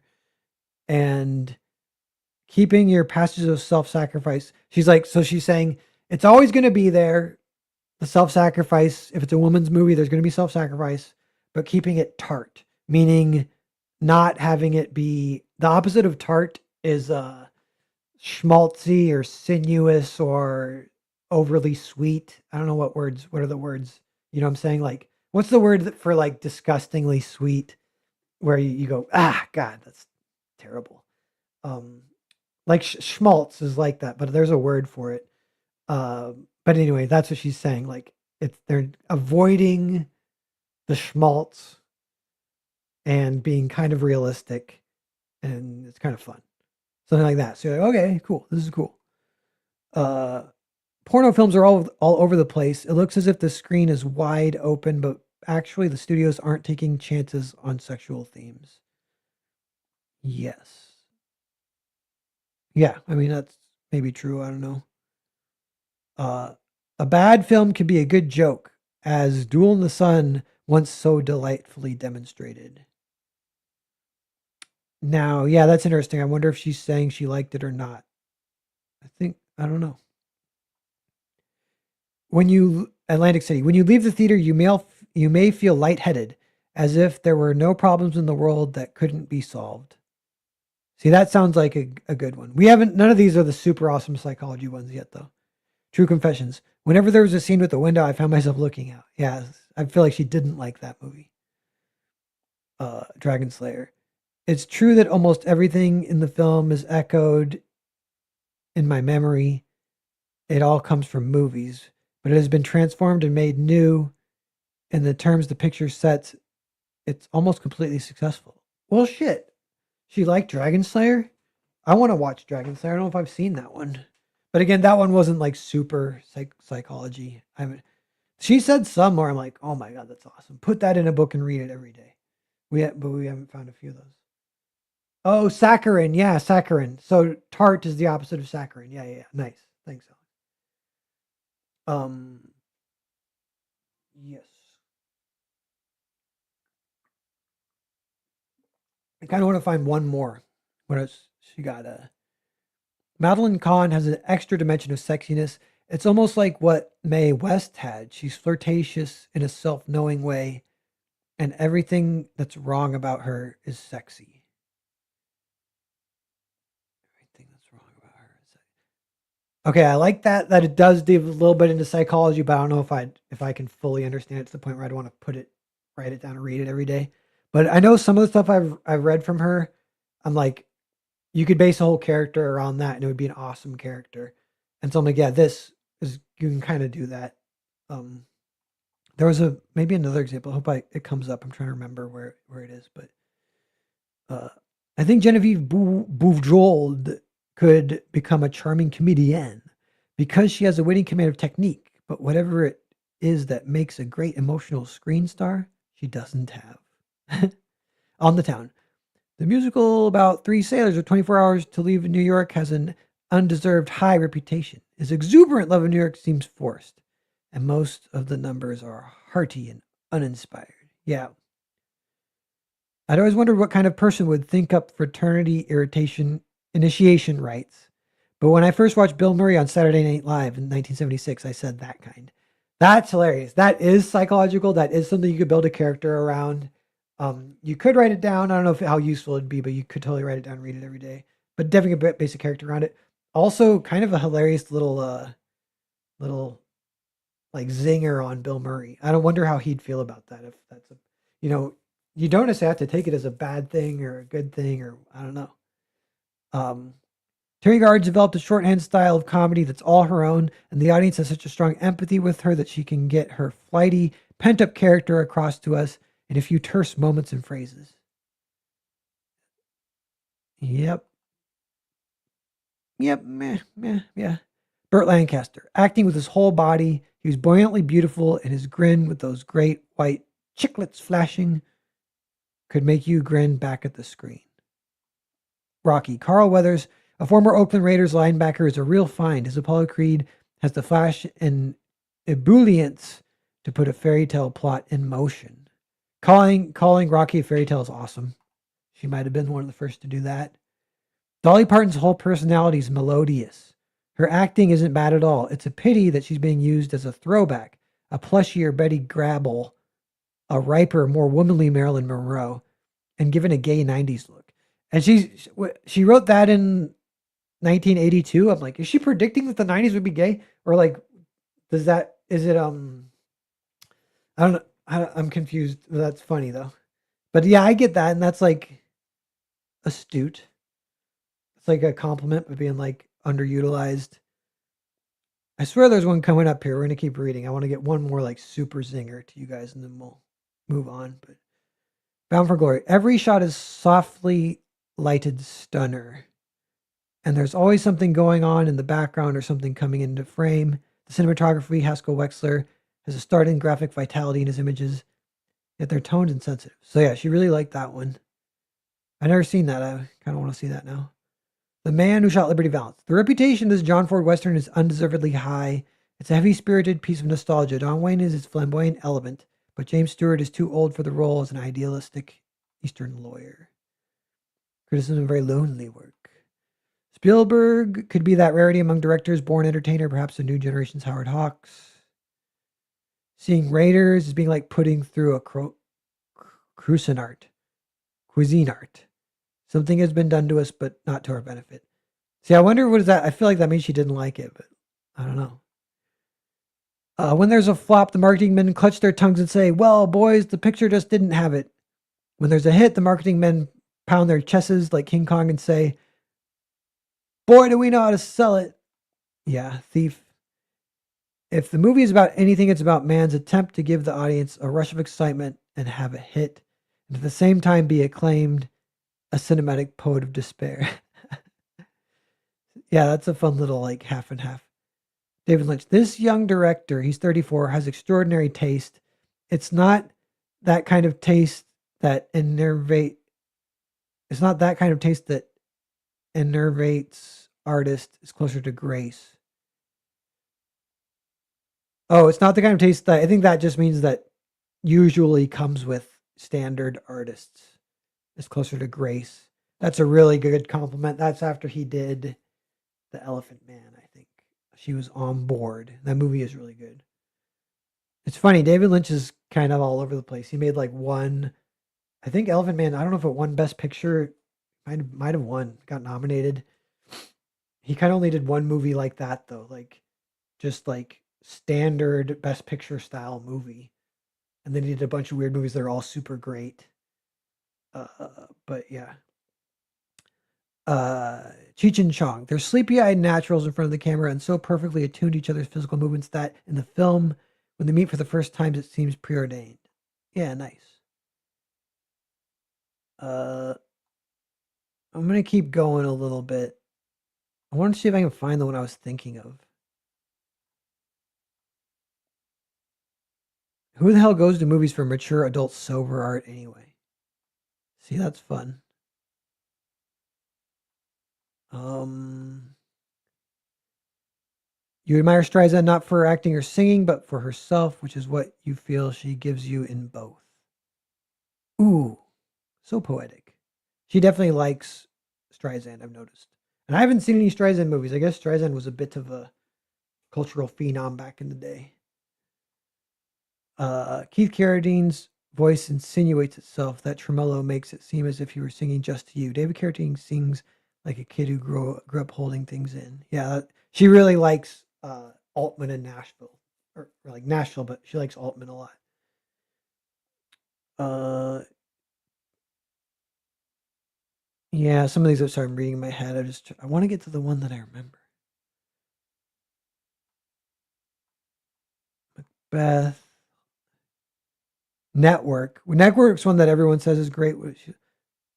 Holden does a lot for the movie. He's an actor with authority and the gift of never being boring, but he can't energize the phoniness of a man who claims to be superior to his society. This hero is trampling out in the vintage where the sour grapes of wrath are stored. Trampling out the vintage where the sour grapes of wrath are stored. Now, what does that mean? So I get what she's saying. That it's awesome. She's kind of just calling out like you're making a movie about a guy who thinks he's better than everyone, and then the movie also agrees that he's better than everyone, and that's like stupid or something. uh and which it is, I guess. I'm trying to think. uh oh crap. Yeah, this hero, I think she's saying he's what he's saying is right a little bit. He's like ruining it for everyone else is like what she's saying. He's ruining everyone's ability to be pissed because he's pissed at the same exact thing, but he's so self-righteous that he's a phony, so he's ruining it, I think is what she's saying. Which is kind of cool that she can say that all in a sentence. If that is what she's saying. Some of these I might be getting wrong. I think De Palma has sprung from the place that Altman achieved with films such as McCabe and Miss Miller in Nashville and that Coppola reached with two Godfather movies. That is the place where genres transcended and were moved by his artist vision. So yeah, she loves De Palma. She loves Altman. Uh, Married Woman. Excalibur. This is kind of cool. Borman doesn't bother with episodes that don't stir him. There's no dull connective tissue. The film is like Flaubert's more exotic fantasies, one lush, enraptured scene after another. Mean Streets, it could be. Yeah. Maybe we'll move on.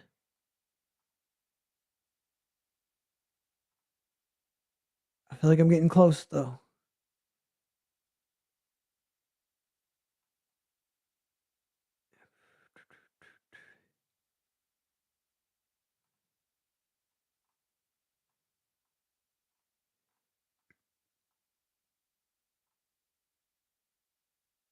Oh, what's this? Directors have not yet learned the novelist trick of throwing themselves into the third person, into the action, as Mailer does in his reporting.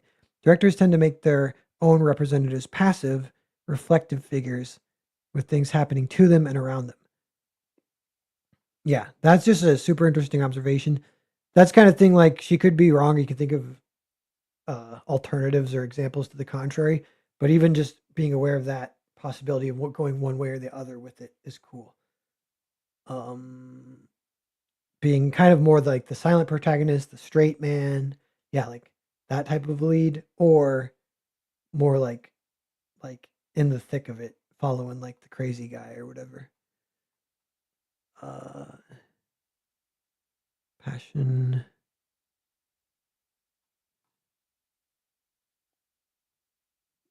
The no talent has as much right to produce works as the artist has, and not only because he has a surprising way of shifting from one category to the other, but also because men have an inalienable right to be untalented. Yeah, I can see the ones I liked, so I wonder if I can find one of those. Blue Velvet, and that's a Lynch movie. Possibly the only coming of age movie in which sex has the danger and the heightened excitement of a horror picture It's the fantasy rather than the plot that's organic, and there's no sticky sweet lost innocence because the darkness was always there inside. Yeah, that's cool. She liked that movie. Hmm. I don't know. I might have missed. Yeah, that's cool, but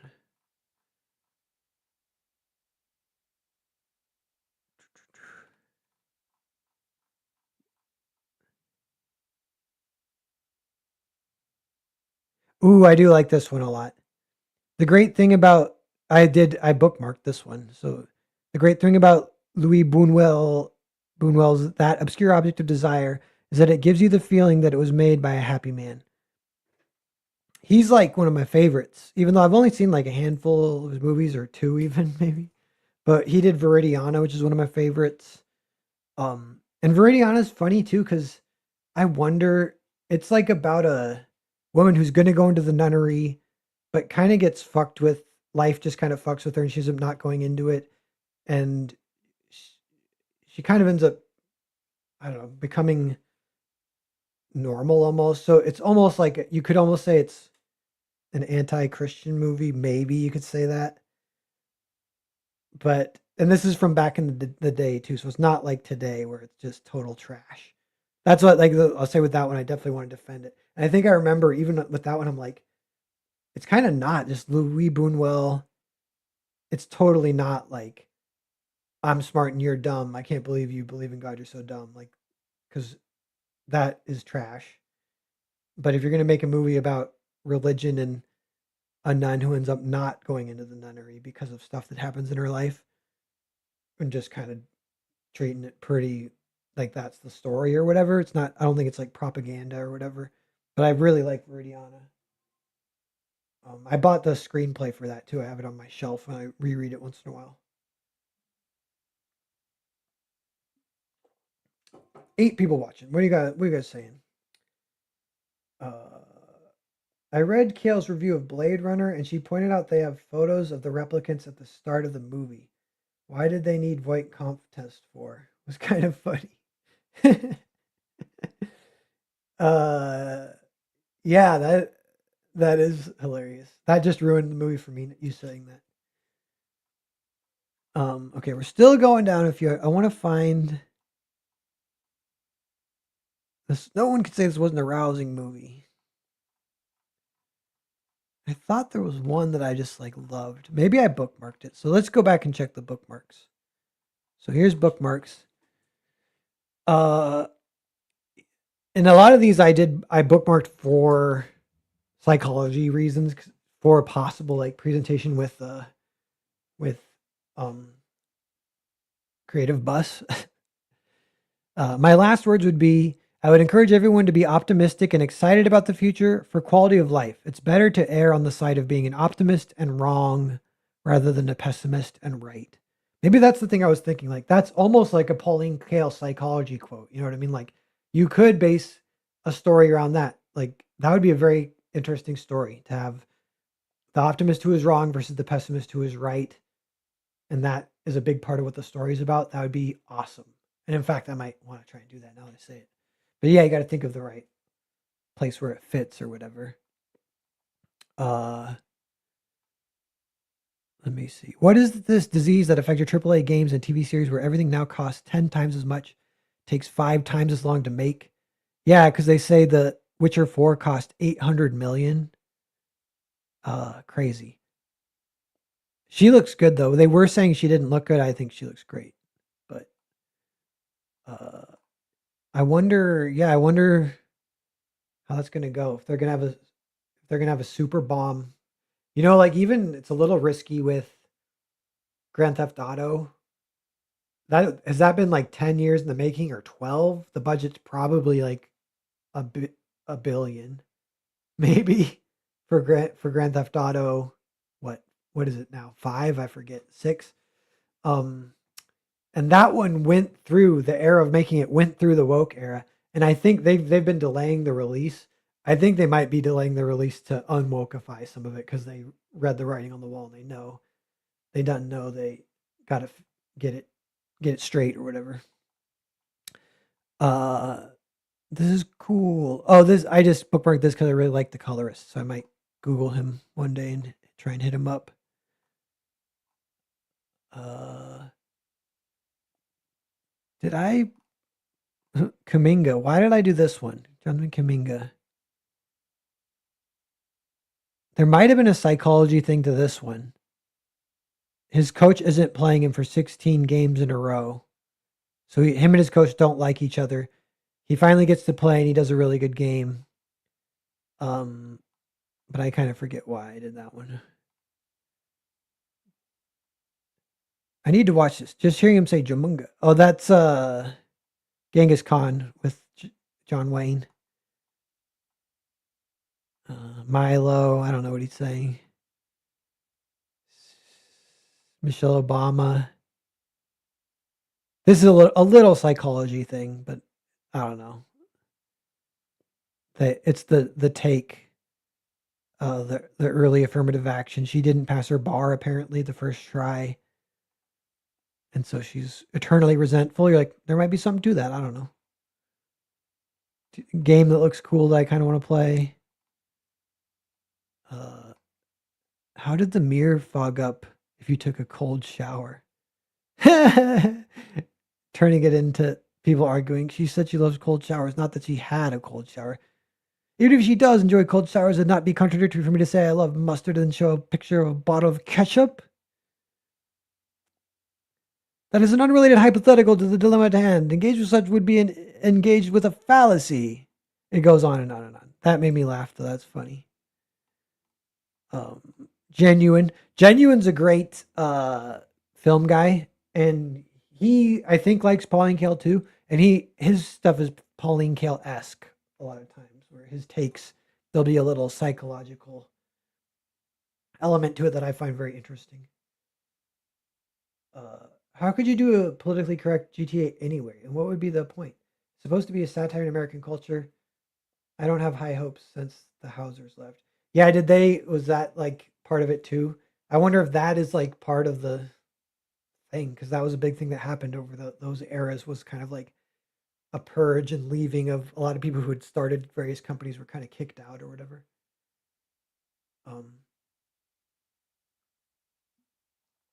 but yeah, let me see here. I love Morgan Freeman in this, and the ending is so weirdly perverse but inevitable. Inevitable. We were just saying that that's not good. But and that he knows that's where it's going the whole time. But I wonder, yeah. So this is Johnny Handsome, starring Mickey Rourke, giving the one character, and also this is so I've never seen this movie, but this is a Walter Hill movie. He's like my favorite director, one of them. Um, and so yeah, I want to see this. I probably just did it because I want to see it. But yeah, having one character know where it's going, being kind of like the Cassandra, maybe. I don't know. Um, Hickey and Boggs. Only film directed by Robert Culp. Gritty, realistic, bleak LA neo or first inertial buddy cop. First produced by Walter Hill.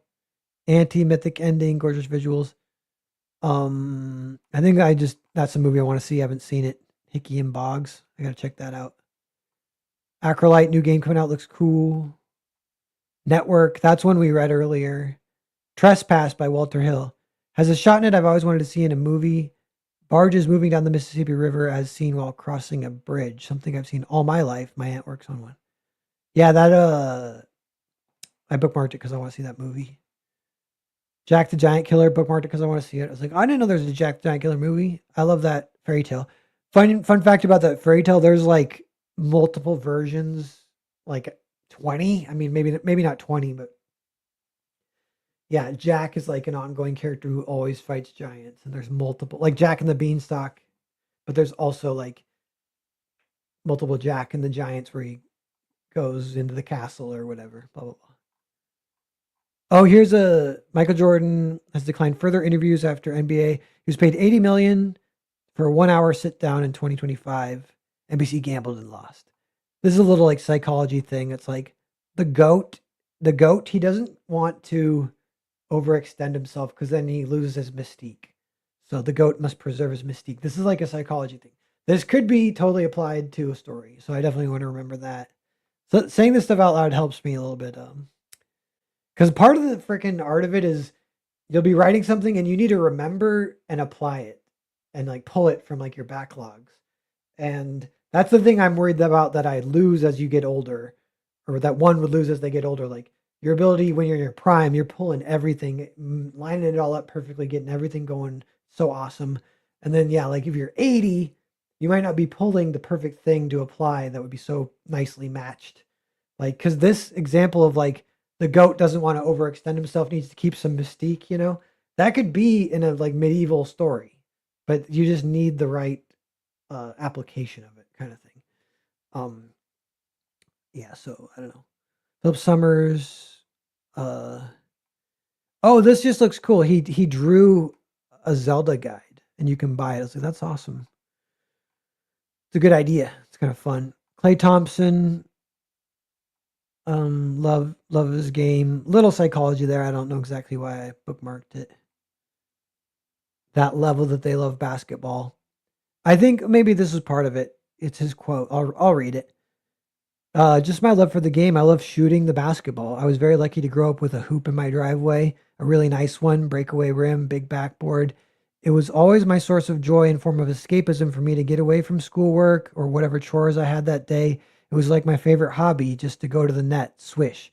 The fact that it's amounted to this, it's incredible and it inspires me to keep going. It's truly just because I love shooting the basketball so much. That's always been my favorite thing to do. Yeah, that's fun. You can just picture him like he's not even talking about the sport of basketball necessarily. He's saying he likes the process of being alone with yourself, throwing a ball into a net, trying to hit the hoop. Just how much you can end up enjoying that is crazy and kind of cool. Um, yeah, that's not too important.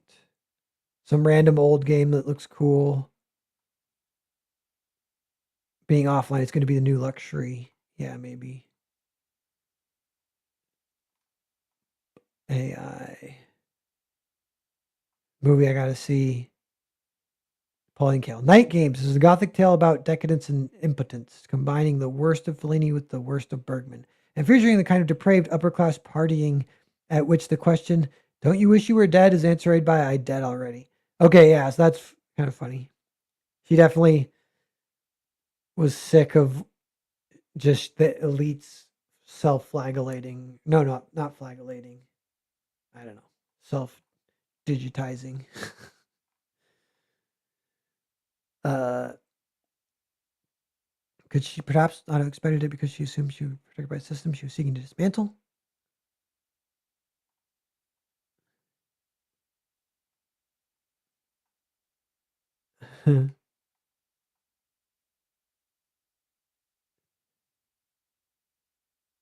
This is fun. Marty Supreme, If I Had Legs to Kick You, written by Married Couple. The two movies, they both came out this year. They both have like shit falling through a ceiling in them. It's just funny. Someone said it's private school drug dealer energy, and I can't unsee it. That was about, I think, Marty Supreme. And I was like, okay, that's a okay. So that's like a Pauline Kael esque takedown, where whether or not how much you want to attribute to like giving it credit it's due and like buy into it, because I really liked Marty Supreme, but it's like that could almost ruin the movie for you if you're like it kind of is like even that earlier quote like freaking rich people partying, kill me now, I'm already dead.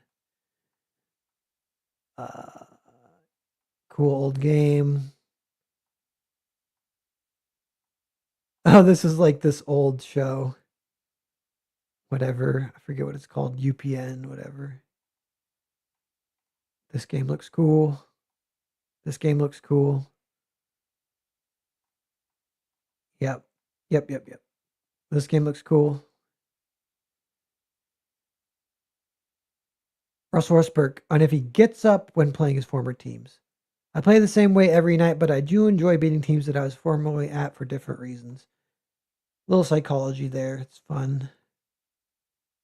Andy Sidar's Malibu Express is better than Inherent Vice. See, I gotta see Malibu Express. Uh, okay, I did watch this interview. because the meme from One Battle After Another, there's a meme that came from it where the cops ask him, "Have you been drinking, sir?" And he goes, "A few."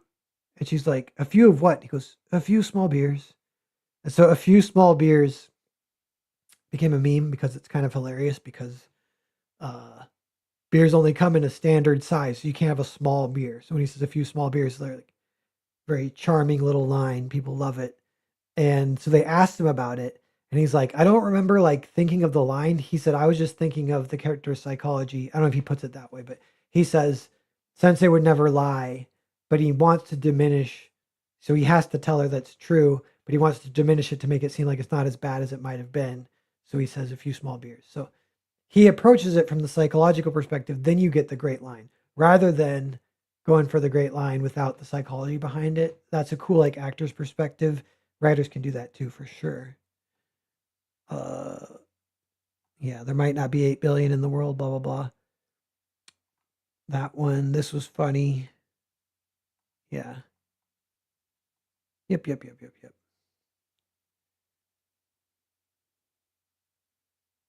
Uh. Yeah. What? David Bowie. That's a cool quote. I kind of like David Bowie. All the quotes I see of him, he's a real one. I like him. I like him in movies too. I like his acting. Marty Supreme was great. Yeah. Narnar requesting a remarquee of large breasts at my trade. I think I can do that for you, Bobby. Just a big loopy W. Give you a big W. Cool. All right, I'm kind of wrapping up here a little bit. Let me see. Let's look at see what we got. 48 over 3,000. We're doing pretty good. If you're seeing this, you haven't backed it, go ahead and back it. The new Earthbound, the new Grand Prix. Get in on this. I might post on Twitter some of the boobah, Bobby. And I'll tag you. I'll tag you. Yeah, yeah, yeah. Cool, cool, cool, cool. All right. Well, one thing is I gotta pee. I gotta piss. So I gotta go. Everyone, thanks for hanging out. And yeah, we'll do some more streams, just letting everyone know the project is live. And grab it. Go ahead and grab it. Back it if you haven't. New Earthbound. Grand Prix, part 3, part of a trade. Alex says, take it easy. Yep. All right. See everyone later. Thanks, everyone. And yeah, catch you guys later.